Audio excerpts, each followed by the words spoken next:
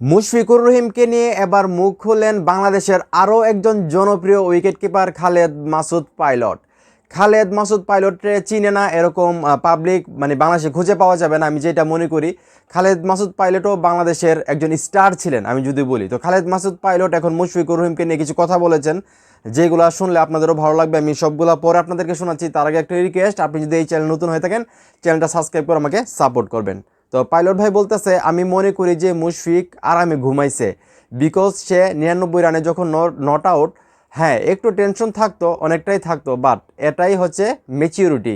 আপনি যদি দেখেন মুশফিক জানে বেসিক জায়গাটা যে কি করলে আমি সেঞ্চুরিটা হবে, এবং সেও জানে যে এটা সম্পূর্ণ আল্লাহর হাতে, বাট মেহনত করতে হবে। মুশফিকুর রহিম যে বলো যে সেঞ্চুরিটা নিয়ে বা 1 রান নিয়ে ওনার কোনো মাথা ব্যথা ছিল না। ওনার মাথা ব্যথা ছিল যে আমি মাঠে নামবো, আরও সারাটা দিন খেলবো, আরও 60-70 রান দেশের জন্য অ্যাড করবো। এটা কিন্তু মুশফিকুর রহিম একটা ভিডিওতে বলছে। তো সেই জায়গা থেকে খালেদ মাসুদ পাইলটও কিন্তু বলতেছে যে মুশফিকুর রহিম 1 রান করতে পারবে কিনা বা সেঞ্চুরি করতে পারবে কিনা, ওটা কিন্তু ওনার মাথায় ছিল না, বা এটা নিয়ে উনি টেনশনও করার নেই। এইটাই হলো আসলে ম্যাচিউরিটি। তো এই যে খালেদ মাসুদ পাইলট মুশফিকুর রহিমকে নিয়ে এই কথাগুলো বললো, একজন প্লেয়ারের প্রতি আরেকজন প্লেয়ারের ভালোবাসা, সিনিয়রের প্রতি আসলে জুনিয়রের প্রতি আসলে সিনিয়রের ভালোবাসা, এই বিষয়টাকে আপনারা কীভাবে দেখতেছেন সেটা অবশ্যই কমেন্ট করে জানাবেন। ভিডিওটা ভালো লাগলে অবশ্যই শেয়ার করবেন।